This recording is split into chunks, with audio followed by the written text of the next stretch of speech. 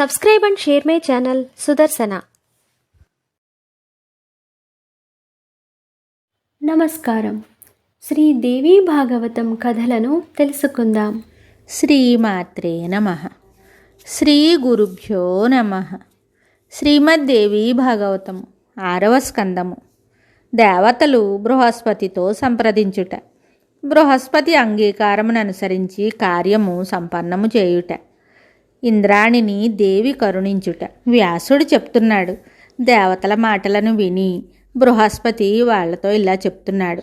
పరమసాధ్వియగు శచీదేవి నా శరణార్థి ఇచ్చటకు వచ్చినది. నేను ఆమెను విడువను.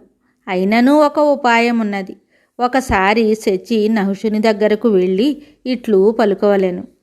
నేను తప్పక నిన్ను సేవించదను, కానీ నా భర్త జీవించి ఉన్నాడా లేదా అను విషయమును నేను తెలుసుకొనవలెను. నా పతిదేవుడు జీవించి ఉన్నచో నేనింకొకరిని భర్తగా ఎట్లు స్వీకరించెదను? అందువలన ఆ మహానుభావుని వెదకుటకై ఒక్కసారి తిరిగి రావలెను. ఇట్లు పలికి ఇంద్రాణి నహుషుని మభ్యపెట్టవలెను. తరువాత నేను చెప్పినట్లు భర్తను తీసుకుని వచ్చు ప్రయత్నము చేయవలెను. ఇట్లు తమలో తాము సంప్రదించుకొని దేవతలందరూ శచీదేవిని వెంటబెట్టుకుని నహుషుని దగ్గరకు వచ్చారు. దేవతలు వచ్చారు. వారి వెంట శచీదేవి కూడా వచ్చిందని తెలుసుకొని ఆ కృత్రిమమైన ఇంద్రుడు మిగుల సంతోషించెను. అతడు నవ్వుచూ శచీదేవితోడు చెప్తున్నాడు. ప్రియమైన దాన చారులోచని, ఇప్పుడు నేను ఇంద్రపదవి యందు ప్రతిష్ఠితుడనై ఉన్నాను. దేవతలు ఈ గౌరవమును నాకు ప్రసాదించారు. సమస్త భూమండలము యొక్క అధికార పగ్గములు నా చేతులందు ఉన్నాయి. కనుక నీవు ఇప్పుడు నన్ను సేవింపుము. నహుషుడు ఇలా పలుకగా ఇంద్రానికి చెమటలు పట్టాయి. ఆమె భయకంపితురాలయ్యింది. తరువాత నిలద్రొక్కుకొని ఆమె అతనితో చెప్పసాగింది. దేవేశ్వర, పదవియందు సుశోభితుడవైన నరేశ్వర, నేను మిమ్మల్ని ఒక వరం అడిగేదను. అప్పటి వరకు మీరు నిరీక్షించుచుండండి. నా భర్త ఇంద్రుడు జీవించి ఉన్నాడా లేదా అను దానిని నాకు నిశ్చితముగా తెలియవలెను. ఈ సందేహము నా మనస్సును పీడించుచున్నది. ఇప్పటి వరకు అతడు జీవించి ఉన్నాడో లేదో, ఎచ్చటికైనా వెళ్ళిపోయాడో అను సందేహము కలుగుచున్నది. దీనిని గురించి దృఢముగా నాకు తెలియదు. శచి అట్లు పలకగా నహుషుని ముఖము ప్రసన్నతతో వికసించాను. చాలా మంచిది, అట్లే అగుగాక అని పలికాడు. మిగుల ఉత్సాహముతో శచీదేవిని అచ్చటి నుండి వెళ్ళిపోవుటకు అనుమతిచ్చాడు. అతని నుండి ముక్తిని పొంది ఇంద్రాణి వెంటనే దేవతల దగ్గరకు వెళ్ళింది. వాళ్లతోటి చెప్తోంది, మీరు గొప్ప ప్రయత్నశీలురు. ఇప్పుడు నా భర్తను ఇచ్చటకు తీసుకుని వచ్చు ప్రయత్నము చేయండి. శచీదేవి పవిత్ర మధుర వచనములను విని దేవతలు మిగుల సావధానులై ఇంద్రుని గురించి తెలుసుకొను ప్రయత్నములో ఉన్నారు.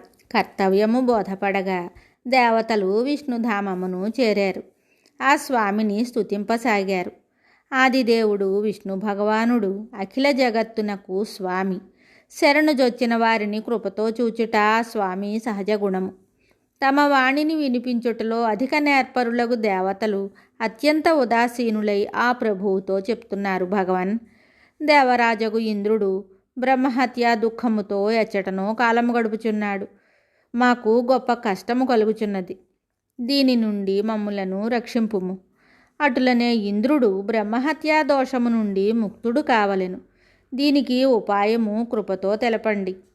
దేవతలిట్లు కరుణతో ప్రార్థించగా విష్ణు భగవానుడు వాళ్లతోటి ఇలా చెప్తున్నాడు. దేవతలారా, బ్రహ్మహత్యా పాపము నుండి ముక్తుడగుటకు ఇంద్రుడిప్పుడు అశ్వమేధ యజ్ఞమును చేయవలెను.